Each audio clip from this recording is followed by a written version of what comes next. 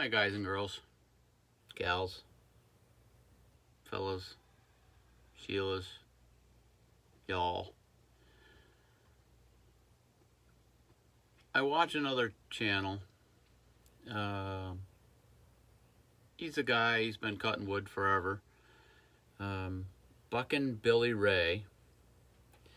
And his story goes, he's been cutting firewood all his life. And so he knows his way around a saw. And so I probably started cutting. Well, I did start cutting 10 years old. My father had a Mini Mac, a McCullough Mini Mac, and I was allowed to limb the trees that he cut down for firewood. Before that, I limbed with an axe. So I was not a stranger to the woods or the trees or to the way trees bent. If you bend a spring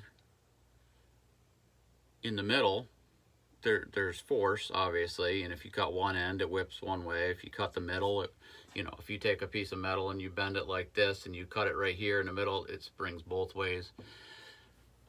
You're aware of that. So death comes in an instant. You don't have time to think, oh, that didn't work out so well, or shouldn't have done that. So what made me think of this is he did a video a couple years ago, but I haven't seen it till just recently. Last night, I think I saw it, where he tells a story where he gets hit by a tree and really messed him up. I mean, I guess he broke his back, like 4 vertebrae, and broke his leg. He was out of work for better than a half a year or a year, but he said, 3-4 years, I think he said. And you can watch his video. It's on YouTube. It really affected him, and it didn't just affect him. It affected the people around him, and that's kind of my point here. Is I have a couple boys who they run chainsaws, and I always tell them, you got to be careful. Cutting trees down is not. I mean, it is. You just walk up to the tree. It's so simple, right? You walk up to the tree, you cut in, you cut down, you make a duck mouth. Some people cut in and cut up, or and then you cut from the backside, and the tree falls over.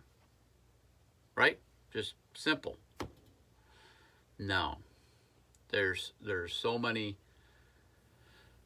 As you know, people who cut trees, there's so many variables. If the wind's blowing, if the tree's got extra branches on one side or the other, if you're on a hillside, and you're cutting the tree, and it looks like it's leaning downhill, but in fact, the hill goes down like this, so the tree grows up and curves and comes back like that. But you're only looking at this part, so you think that it's gonna, but there's actually more weight pulling it over the top. It's kind of like the 2 forks on a toothpick, and it sits in midair on the edge of a cup. So you cut that tree, you duck mouth it, however you do it. You cut the back of the tree, you wait for it to fall down the hill, and it pinches your saw. Or if you weren't thinking and didn't know about leaving a hinge, that supporting piece of wood to control the tree, and you just went too fast and you cut right into the tree, now the tree tips over backwards. And if that's the way that you plan to go, if that's your escape route, things can go wrong in a hurry. I mean, if you see the tree start to move, So you start to move in the general direction that you've already planned. You know, you might have done this 5 times, you might have done this hundreds of times. But you move in the direction that you think is going to be safe, and the tree comes over that way. Well, hopefully, by the time that you take a step and you look back at the tree and you realize the tree is going that way instead of that way, you know, you can alter your course. So I was thinking, well, I mean, my boys know that I had a tree hit me. And of course, my dad knows, you know, my general family, the people right close to me know. So I figured I would share it with you guys, because it comes in an instant. Things that you do every day, if you take chances long enough, if you repeat sketchy moves long enough, it will become an accident or a failure of machinery or what have you. So, again, you know, been cutting wood, started when I was like 10.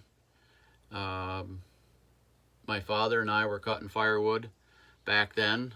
This was back 1989, 1990. I graduated high school in 1990.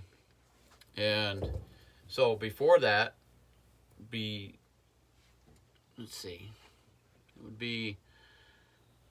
it's got to be probably 6 or so years prior to that. Maybe 5. We had been cutting firewood and selling it. He always had worked. At that time, he still was working, Telescope. So on the weekends, we would go in the woods, or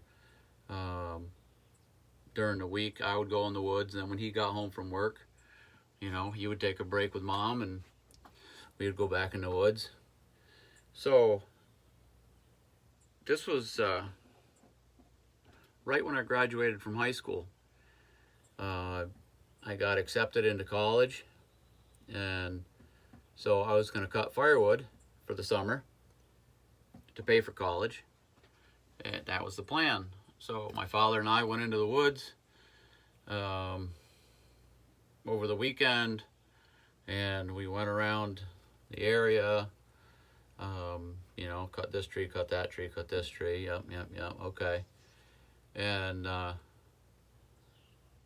was doing a lot of yuts. And he swears, my dad swears, that I told you to cut it this way. And so, because of his experience, you know, cutting bigger trees, this was a big tree.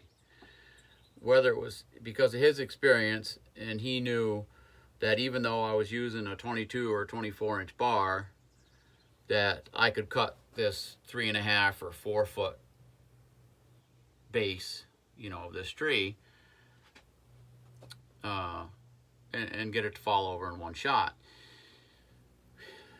But what I saw was about 6 or 7 feet above the ground level, say just above head high, right? The tree split. So I thought it was going to be unsafe if I was to try and cut the whole tree, number one, because I figured that the tree would split partway through my cut, and you know, one would go one way, one would go the other. And so in my infinite wisdom, again, you know, I'm 18 or 19 years old, and and I've been cutting trees down forever, right? You know, it's been, what has it been now? At most, which it's not, at most been 8 years. It can't be, because my father wouldn't have allowed me when I was 10 or 12 or 13 years old to cut trees down. You know, maybe 4-inch trees or 3-inch trees, maybe. But You know, big trees, no. So I probably had only been cutting trees down, dropping them 2, 3 years, 2 years, maybe 2 years. Um, and you know, we were cutting just over 100 cord a year, and so that's a fair amount of trees. So the trees were the tree where it split was probably, say each one was, say, like 22 or 24 inches across. Um, and so what I figured I would do is I would take one tree down. I would treat it as 2 trees. I treated it as 2 trees. So I made a duck mouth on one side, and everything looked nice and clear. And then I plunge cut, you know, in the gap though. There was probably an inch of gap where I plunge cut. I plunge cut into the tree in the Y, and went to the other side of the tree. Yep, the bar had come all the way through. So I started my cut in, and the tree started to move. I got out of the way. The tree fell down. Perfect. Everything's perfect. So now the other tree, the other half, okay, I had to cut from the other side of the tree, and when doing that, there was a little hole there, like it was a little dip in the ground. So I couldn't just stand on the other side of the tree for my second cut, right? Because I cut, in that particular instance, I was cutting with the bar down, right? Instead of, no, I guess I was cutting bar up, sorry. And when you go bar down, right, when you're cutting on this side of the tree, like I did to cut that one off, the saw was down here. On the other side of the tree, I would either have to use the back of the bar or flip the saw over, right? And now I got to reach up even higher, and I couldn't reach that high. So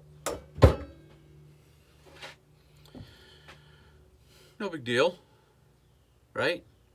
The first tree, when it fell down, landed right at the stump. So instead of being 6 feet tall, that next cut, it was only 4 feet tall, because when I stood on that tree, the stump was right there, right there. So I cut my duck mouth, my wedge, if you will, in that second tree, and put the saw up on the stump, got up on the tree, started to saw up, looked ahead, everything looked good, looked up, no dead men, no branches hanging that are going to fall down, you know. So I started my cut just right there in front of me, you know. I was going to cut the tree right in front of me, and cut in, because I could see that side and I could see this side of the tree now, right? And there was probably between 4 to 6 inches of good wood left of hinge, and the tree started to move. So okay, so I saw the gap opening up, tree's going.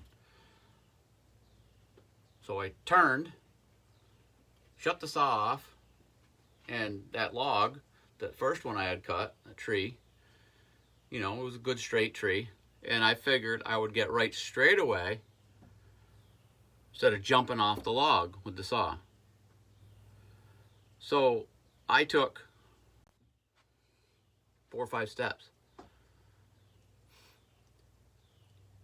So, in good steps, you know. So I had gone 15 feet or so away from the tree. And I turned over my shoulder, you know, to see if it was going, you know, falling. Maybe I got to go back and cut some more or put a wedge in it or whatever. And something just didn't look right to me. And so I just continued to turn. And when I did, the tree split. So, you know, I had, say, half of it split almost in half. And that piece, right, when it split, it broke off. And then there was a long, like 8 foot maybe, I don't remember how tall, but the piece that was still on the stump was still there. So when the tree started to fall, it also started to slide back. And it came back in an instant, right? Death happens in an instant. So I turned around, saw the tree, and knew I was going to fall or something. So I dropped the saw, right? And that's generally what we try to think of if we're going to fall down. If we're walking with the saw, we're cutting, you know, and you start to trip, you want to get rid of the saw or shut it off and get rid of the saw. So I dropped the saw, okay? And because I figured I was going to fall off this log. And, you know, I'm 2 feet off the ground. My feet are 2 feet off the ground, so my head's 8 feet off the ground. The tree hit me, basically, you know, from the top of my head down to below my arm.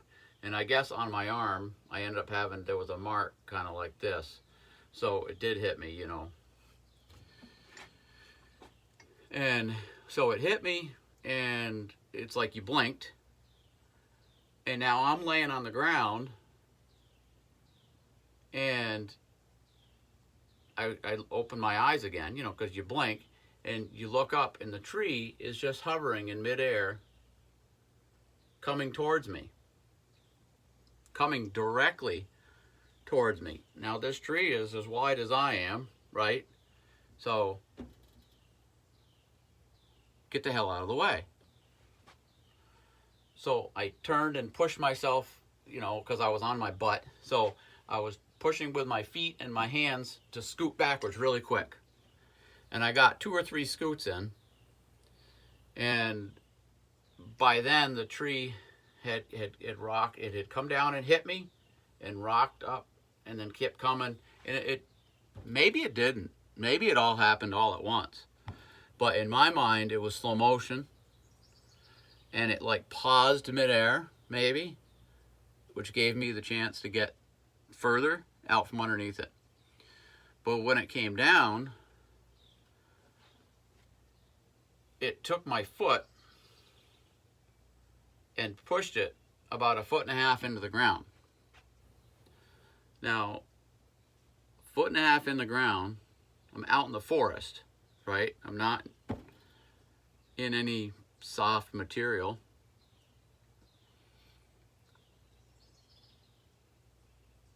There's roots and rocks and right along the way.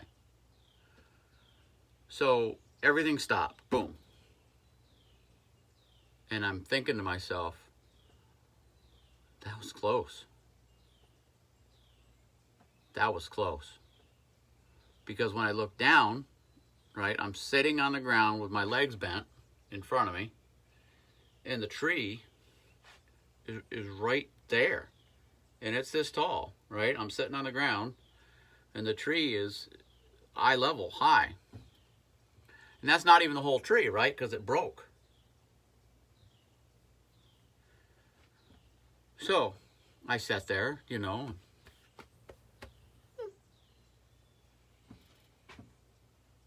start wiggling things. I can move this foot. Can't feel that one. It's stuck under the log. That's not that bad. It just stuck under the log.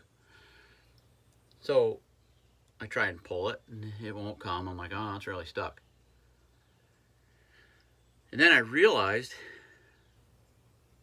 that more than from my knee to my ankle, right, you know, which gotta be 18 inches, there was only from my knee and then the ground. So it's like, where in the heck the rest of my leg go? How'd it go in the ground? Why do I not feel that?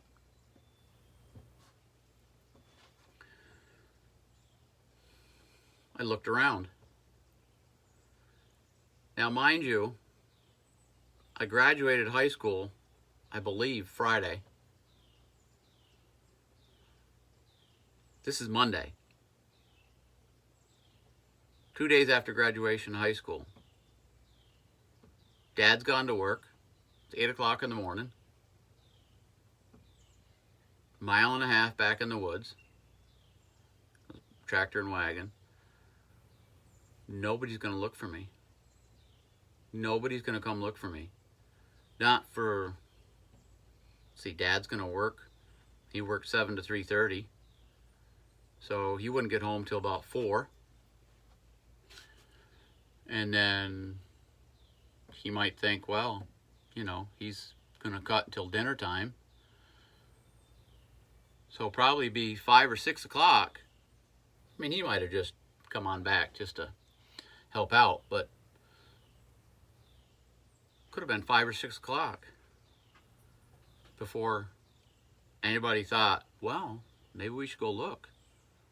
Maybe something, you know, you wouldn't, geez, why would, you know, you wouldn't skip a meal, right? So I'm doing all this figuring in my mind. 10 hours, 8 hours, 10 hours, sitting here. Not gonna be fun. I gotta get out of here. So, tried to pull my leg out, couldn't. No big deal. I'll just grab the saw because I dropped it. I remember just dropping it. So I'll grab the saw and I'll cut on the right side of my foot and I'll cut on the left side, you know, cut like an 18-inch chunk of firewood out. And I wouldn't have been concerned with getting into the ground because foot stuck. And then with my good foot, I just would have pushed it off, rolled that piece out of there. Good plan. I liked it. So I turned to reach for the saw.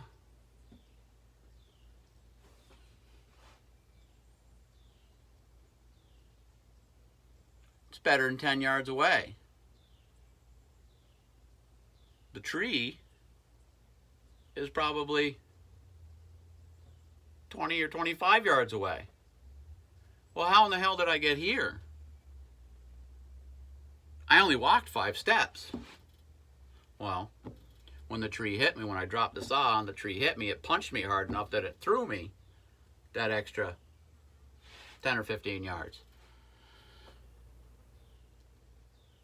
Anything could have happened in that time. I could have landed on a stick, right? Skewered myself like an arrow. Could have hit my head on a rock, and then the tree, and all this, the tree's coming down anyway. So if I had gotten stuck on something, my pants had gotten stuck, my shirt had gotten stuck, hit my head, the tree would have squished me anyway. Life would have been over in an instant.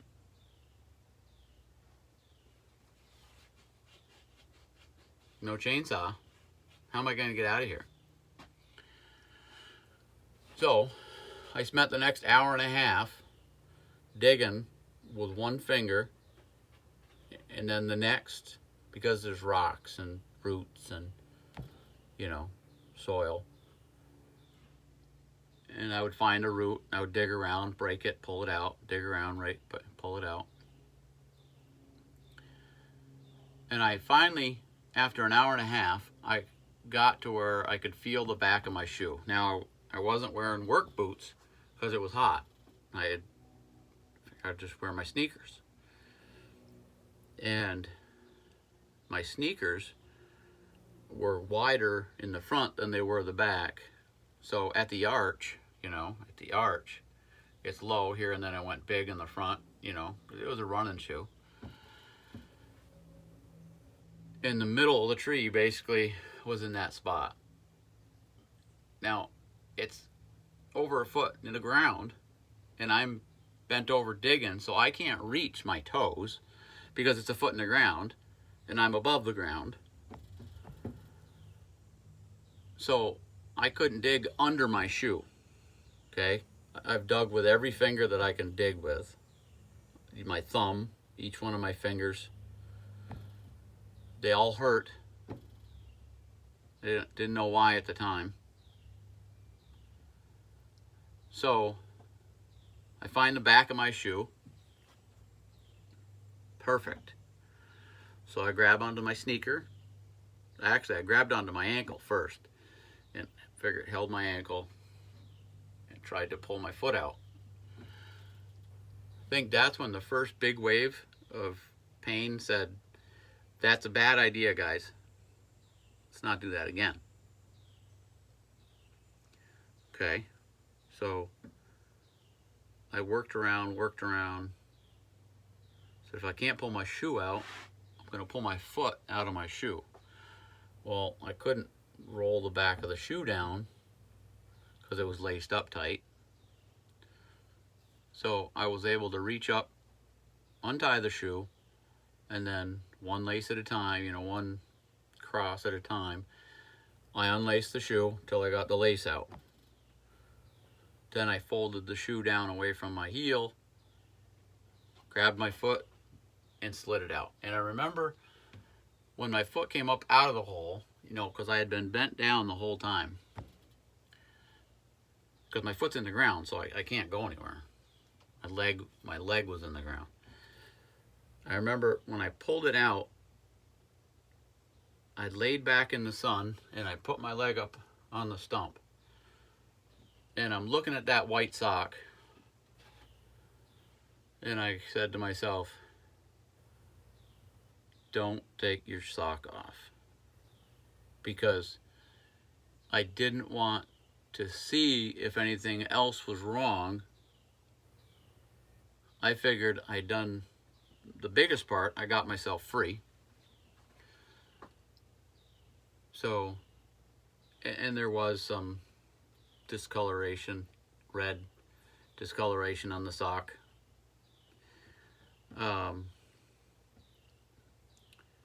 No bone sticking out, so that was good. I was happy with that. And so then I was like, well, I got to get to the tractor. Now, at that time, still have the 2020 John Deere we have now. Either the starter was bad or the battery was dead, one of the two. But we weren't starting the tractor like normal at the time. We would just park it on a hill. And then you'd go over and pull it out of park, put it in high range. And it's a diesel, so you have to start it in high gear, which was 8th gear. And then bump the clutch, you know, pop the clutch out. Once you're rolling, it would turn the motor over, start up, push the clutch in, change gears, off you go. So the tractor, again, I just cut trees down, so I didn't put the tractor close because I don't want to drop the trees on the tractor. I can't even tell you where the tractor was. It was somewhere up on the hill. That's all I can tell you. And the tree that I cut was kind of on the level, down on the level. So, however far it was, I think I first tried to crawl. By holding my foot high behind me, so it's just on my knee. But no matter what I do, I think I still kept hitting my foot. And so you just about fall over or pass out from the alley. So I sat on my butt and I scooted backwards with my good foot, just hovering my bad foot above the ground, and I would put my good foot in the ground and push myself, you know, and walk backwards until I got to the tractor.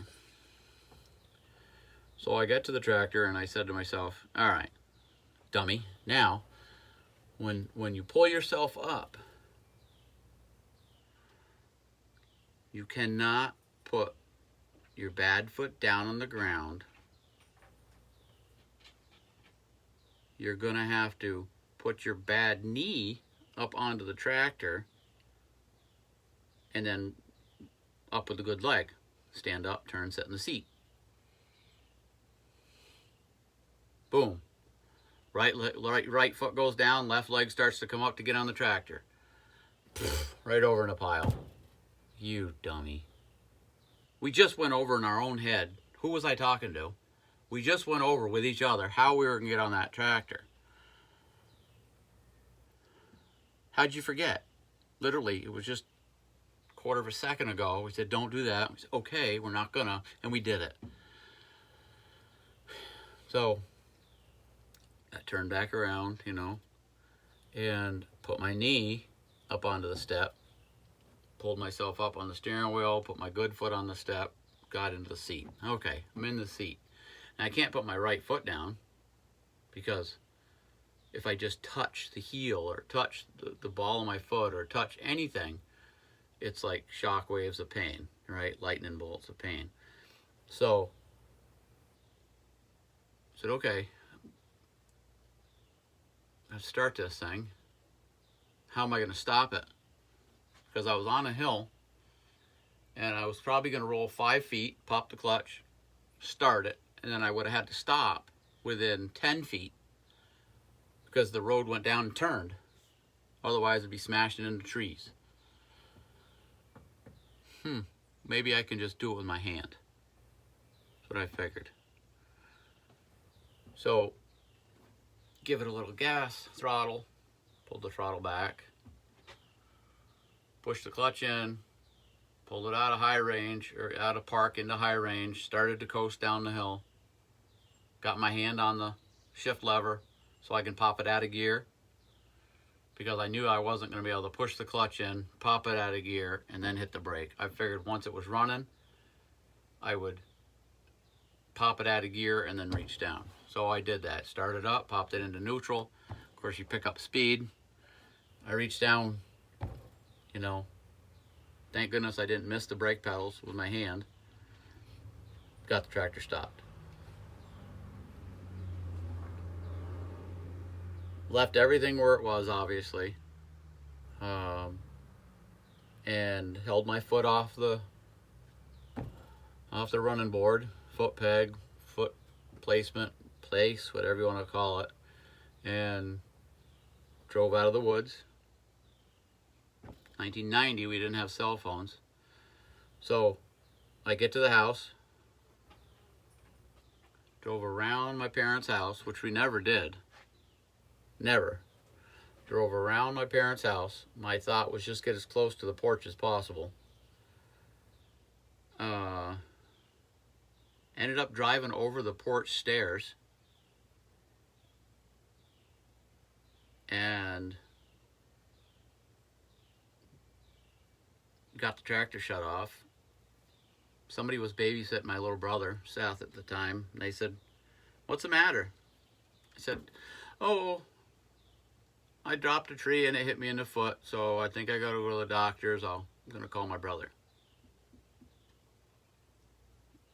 So I slid off the tractor carefully, got on my hands and knees, crawled under the tractor, up onto the porch, went in the house, called my brother John, who was working nights at the time, so he was home, lived about 1.5 miles up the road.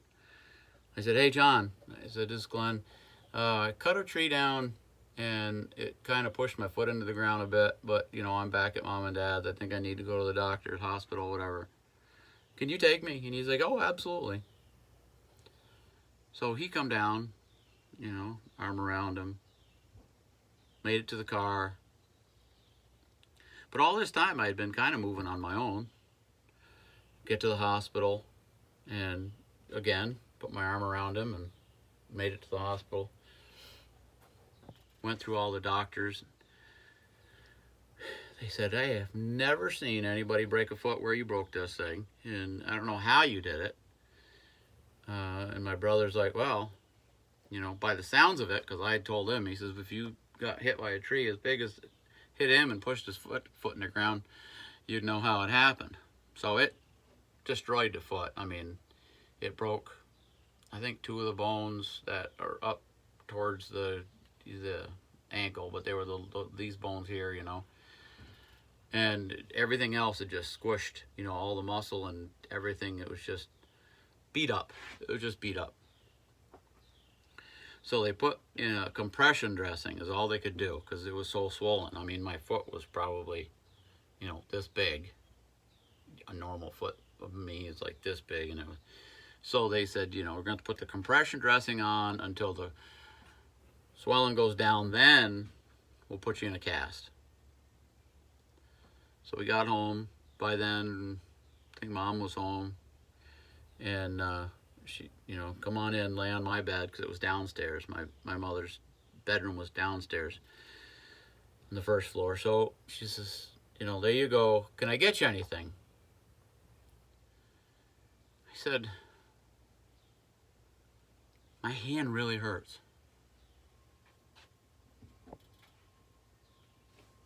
What? I said, I can't figure it out. I said, my foot hurts a little. I understand. It's broke. My hand is killing me. So we looked at it, and every one of my fingernails had dirt pushed all the way up to where the fingernail or the cuticle, but on the underside, every finger. So she brought in a bowl of hot water, and I was able to soak my fingers in the water, and I just kept in and out, and you could see the dirt coming out from underneath my fingers.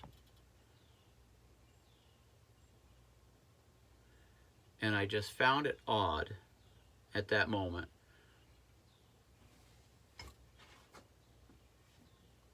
that my hand,